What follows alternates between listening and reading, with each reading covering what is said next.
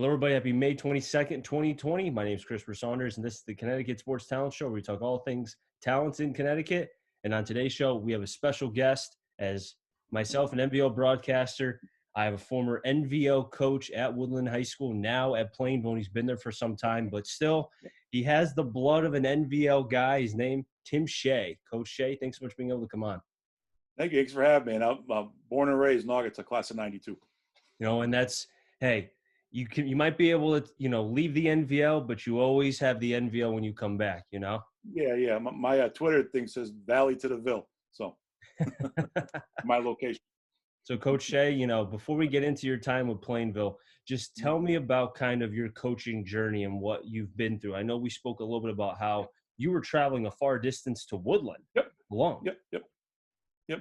Well, when I first started coaching, it was at Milford Academy in '96. I played for Jeff Bavino, as a PG, before I went to URI, and I was just at a point in my life where was at that crossroads. Do I go work full time? My dad had just died. Do I go work, or I always wanted to coach? I wrote Jeff Bavino a letter back when people wrote letters back in the '90s. And he called me immediately and said, "What's going on?" I went down, met with him, and he gave me a job. He gave me a ton of responsibility at 21 years old. Basically his right hand. Taught me a lot of the ins, the outs. A lot more than X's and O's, but also running a program. A lot of I was tasked with stuff like setting this up, even at Milford, moving the sprinkler to water the lawn. I learned how to really do everything. I was in. Just being there with Jeff for 3 years, and then going home for 2 years with Coach Peters. I've been lucky to work for some very good head coaches. You know what I mean. And then ultimately at Woodland with Chris Anderson, and I got to learn a lot from each of them, and got to take a lot from each of those guys, and was able to craft how I do things now. Do you think that being at the time when you said you were 21? Do you think that kind of was like the beginning, because you kind of know like everybody has a different journey, a different aisle. Yeah. Not everybody is straight through, and kind of you going through what you did at that age helped maybe, what should I say, maybe jumpstart you as far as your coaching career?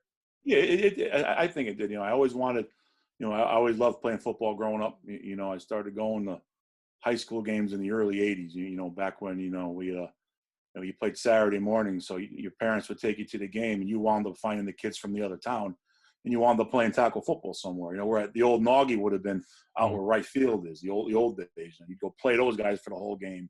And then when it was over, you would just look at each other and go home. That's why I started to get my love for the game and stuff. Then playing Pop Warner, and then then this through college. But I always knew I wanted to be involved with football somehow. I thought if I'd stayed at URI, maybe the whole GA college role. But then when we went back to Milford, in the first season we were back officially in high school, I was coaching the Fairfield County, New Haven County All-Star game for the Fairfield team. And just spending that summer with Jerry McDougal, just being with Jerry and just seeing, because he was like the host coach, at a Trumbull, and just being around him and everything with, how people interacted. I says, okay, I could be in high school. I could be a high school guy.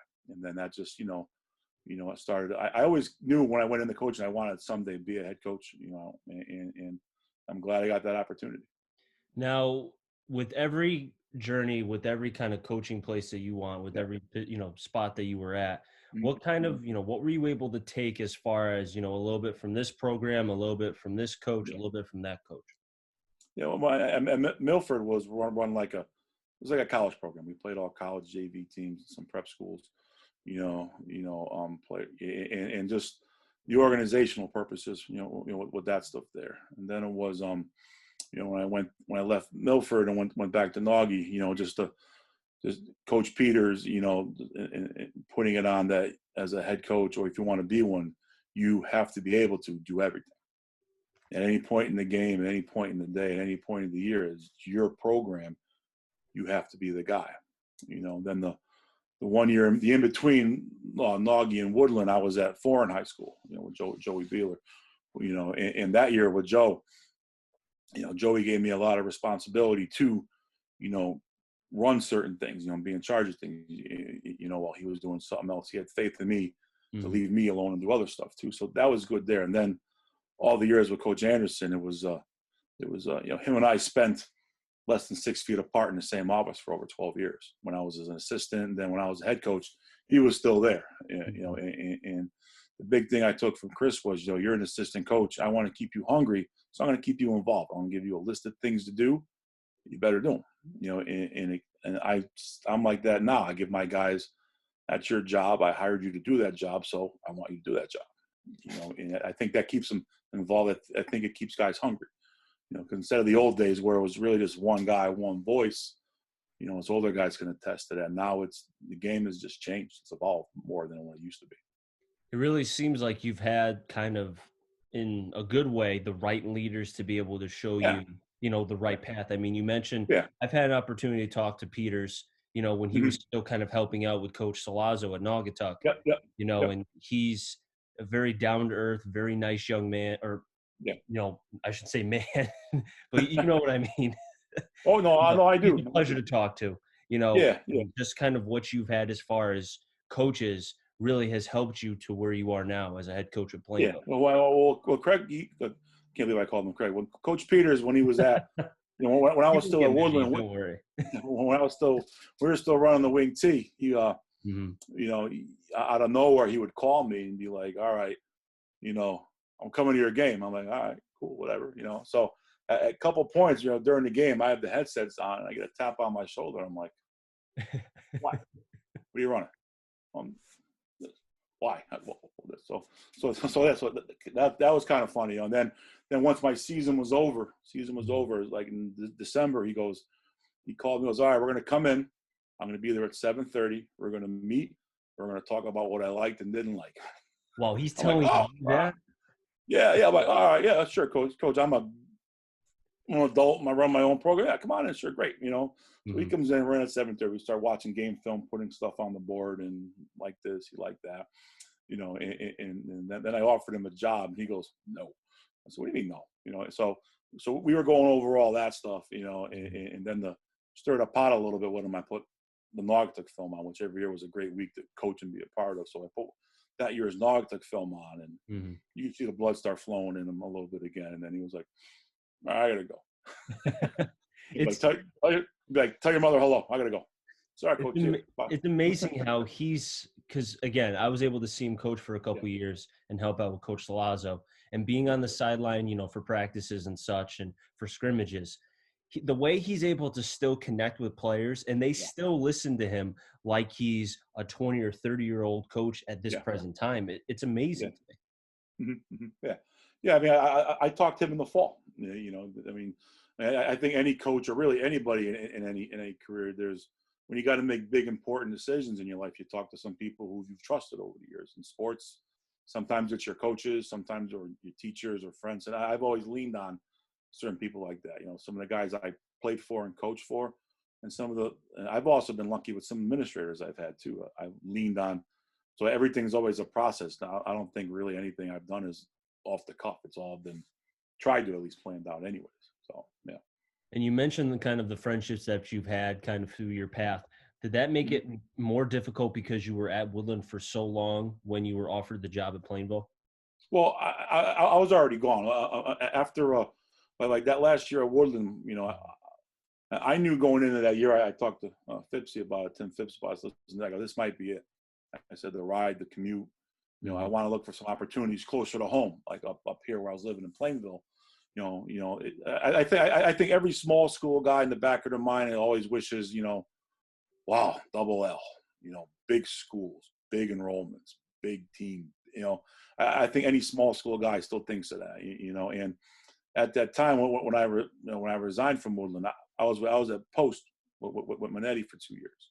And which I liked doing. I liked the whole spring football deal. I liked it, like playing in those big stadiums. I liked the travel aspect. I felt at the time it was something new because when I left Woodland, we applied for some head football jobs. It just didn't work out that way. So when I took the job at Post, with Bull, for those couple of years, and then when we got let go, I was just going to be an assistant coach somewhere until a job opened. I was still working at Woodland, still coaching track at Woodland. Then it was just then ironically, Shane Kingsley texts me in June and was like, "Hey, Plainville open."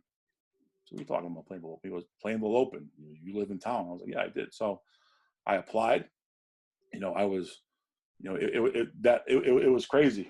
Plainville was going through a big admin switch. In that summer, I got hired 3 weeks before the season started. My initial principal was another NVL guy, Roberto Met. So I was his first principal job. So him and I were both kind of in that together. So I got named head coach at Plainville like literally 3 weeks before the season started. How was that? Because obviously, 3 weeks before a season, you can't even really, implement kind of your own philosophy in the bening. No, Kind of it was,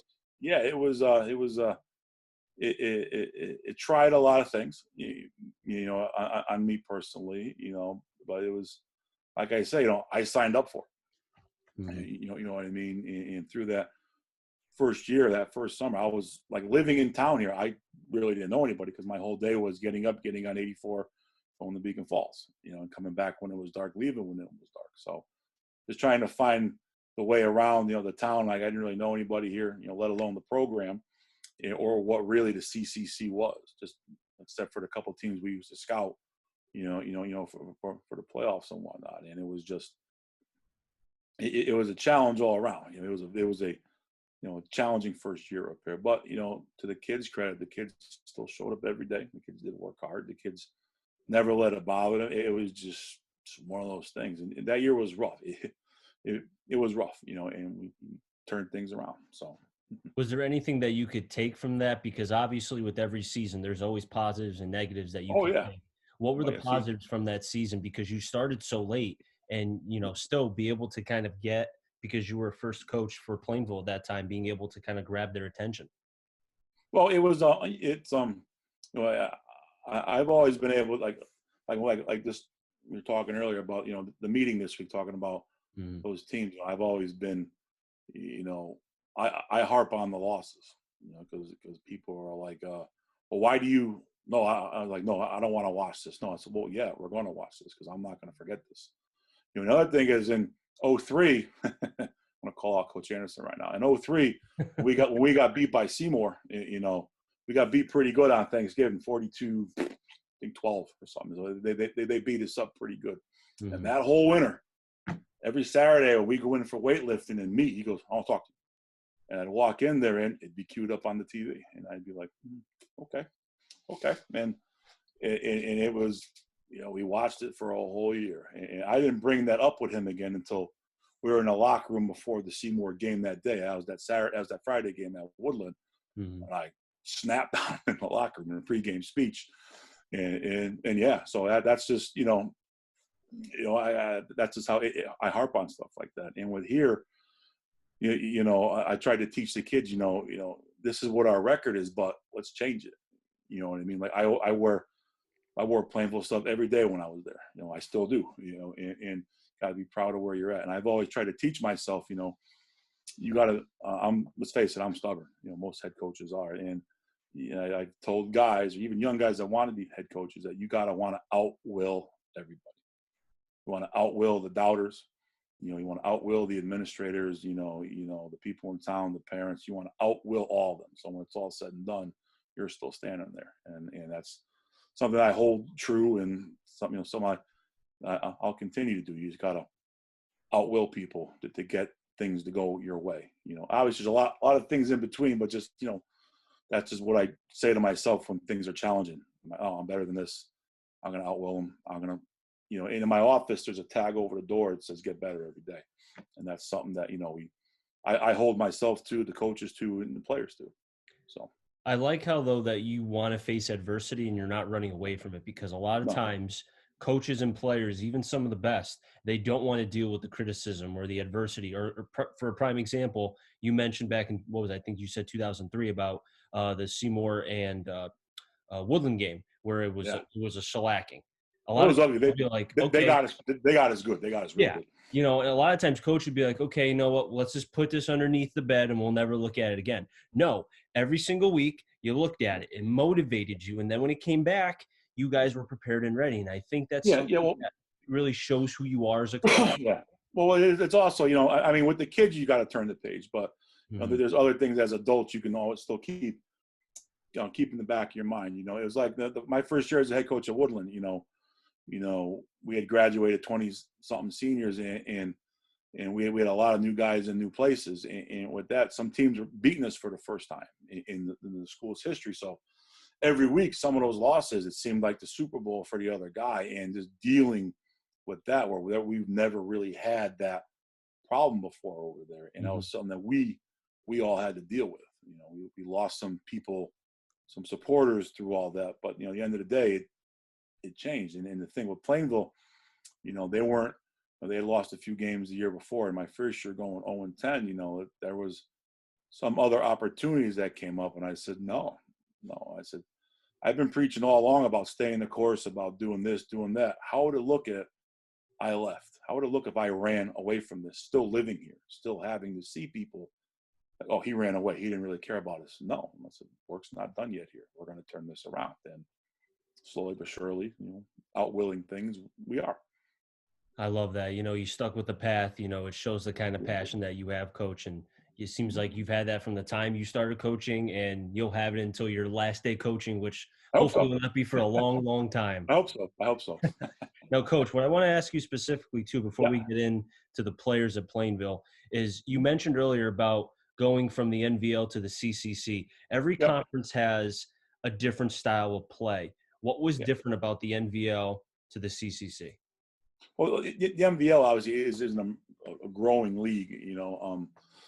You know, in there, you know, there's the size difference of schools. I didn't feel really mattered, you know, because we were an S all those years down there, and we in the largest schools, you know, we took it as all right. If we win, take the points. You know, where the CCC, you know, from what I'm still learning from being this, you know, even going into year 5 here, you know, year 5. Oh boy, you know, it's you know, there's 32 teams, you know, and we are broken up by size. And you know, we used to scout CCC schools, you know, when we were at Woodland. It's now being those schools. I think that up here, it's different. The I want to say the facilities are bigger. You know, there's more people involved. There's more technology involved. There's larger staffs. There's bigger kids in bigger towns. You know, and that's just what I've found. You know, and we play a couple larger schools, like our Thanksgiving game with Farmington. You know, they're a large school, and you could tell the differences in the size in the towns that have watered down or cycled down into the smaller towns, the smaller programs. And we're an S, you know, and we're an M and everything else. But that's just the main difference. You know, I found, you know, facilities wise, size wise, you know, but the best teams in the NVL can compete with the best teams up here. I think, you know, like Ansoni's showing it, Woodland showing it, you know, for the smaller schools, you know what I mean? So it's, I mean, yeah, football is all relative. I think just some of the size of certain things is different. You know, and even with the fact of being, you know, I've always believed it doesn't matter about the size of the school. If you have talent, people will find you and you will compete. And Plainville has plenty of talent. You know, the first player I want to talk about is Christian Collin. Tell me about him. Yeah, well, Christian obviously, you know, is a special talent. I think, you know, I remember I'm never keen about playing starting freshmen. You know, over the years, I don't think I've maybe started like maybe Kobe Vaccarelli. I wouldn't know, was probably the first freshman I started. You know, even Kings, even Tanner T didn't start as a freshman. You know, for us, you know what I mean. You know, we tried. You know, we put Deebs in instead. You know, but up here we have Christian. We were in summer school. I mean, we were in passing league. You know, one day at Eastern, and I brought a few of the freshmen along, and Christian was running some routes. I looked at the freshman coach and said, "Yeah, you're never getting them by." So, and you know, so Christian as a freshman and a sophomore was a wide receiver. You know, he was our slot. He was our inside guy. And then when Frankie graduated, you know, we looked at, you know, the joke was, all right, I'm going to go DBS 2.0, which in a sense we kind of did. We put Christian at quarterback, you know, put Christian in to start a game. So we got to see some of the ride and decide side stuff. Then we realized, okay, this is what we're going to roll with. Dylan plays in the back end and defense. He's very vocal. He's the mouthpiece back there. He's going to laugh now because I'm saying nice things about him. I'm hard on him a lot. But yeah, he's probably laughing now when he sees this. Oh, he said something nice about him, but he puts things in perspective. He's a very good athlete. Can't teach size. Ryan's still growing. He's growing into his body, which is a good thing. We're glad we got him for another year. He had a good fall. And I think indoor track, he finally found some real success, some real gains, and it sort of jump-started everything else he was doing. So, we had a great winter with us in the weight room, and we're really looking forward to, this fall. I'm disappointed. We were supposed to start spring ball in 2 weeks, you know what I mean? So that's a little bummer. I love spring football, but, and we're looking forward to see what he can do. And that's the thing. You can't teach size. No, you can't, but you can. And I think this will help that you won't have to teach as much because you have so many players coming back. And I think you never know. Well, no, you're right. You're right. Different problems, But, as far as, because I've talked about this when my buddies have asked me, like, oh, what do you think about certain teams making the playoffs in the NFL? I said the teams that are going to be at a disadvantage are the teams with new head coaches, new quarterbacks, or in between. But Plainville, you guys have a lot of your players coming back, a lot of your key guys coming back, so it makes it easier on you. Well, I don't know about easier on you. Well, not easier, but, it'll be maybe one less minute of yelling, maybe a little. Well, we'll see with me. Well, the way I approach it, a couple of kids from a few years ago when we first started turning things around and start winning, and now they'll hear me say, act like you've been there now. We've won a few games now, so act like it. You know what I mean? Sort of their overall demeanor. And what I was telling them last year, the games we won, well, honestly, I thought we should have, and we did. So the whole, craziness behind winning, which, is great. And don't get me wrong. I tell the kids, don't ever feel bad about winning. It's great. You work hard, but you got to put things in perspective too. So I'll be harder on the kids now, which they've already found out. They're like, don't we have everybody back? And one of the kids said that, man. And then let's just say the comment that came afterwards wasn't very nice from me. Oh, boy. I'm glad I didn't get that. Well, no, it was just more or less, this is what we got. So we're not going to sit on it. We're going to work harder to get better. I'm not going to allow us to rest on our past success because, all it is right now is on paper. We talk about small schools like us. You need luck. You need a little bit of luck. You need to stay healthy. You need one or two things to happen that wouldn't, to try to go on a run. And you never know. New year, new problems. Who knows? Especially with all this stuff going on now. Well, yeah, I mean, I'm glad you mentioned that because with this whole, coronavirus and all that, we don't know when the season's going to happen, how many games, if it's going to happen. And it's just like everything is up in the air. And for a coach like yourself, I know before we came on, there's a couple of things you weren't too happy about. So it's it's tough on you guys, and I feel for you guys. No. Well, I feel bad for the kids, because as someone who's in charge and a leader of people, they look to you for answers. And like the kids ask me, assistant coach, they ask me, well, when are we going back? And after a while, you get tired of saying, I don't know. It comes down to, do they not, the more they hear that out of you, it's like, well, he really doesn't know. So you like to have that trust factor in there. So they look to you for answers, and I'd like to try to provide them with the answers. And when you can't have them, it's tough. There's this text thread I'm on with a bunch of guys. We threw a shout out in one of your previous interviews.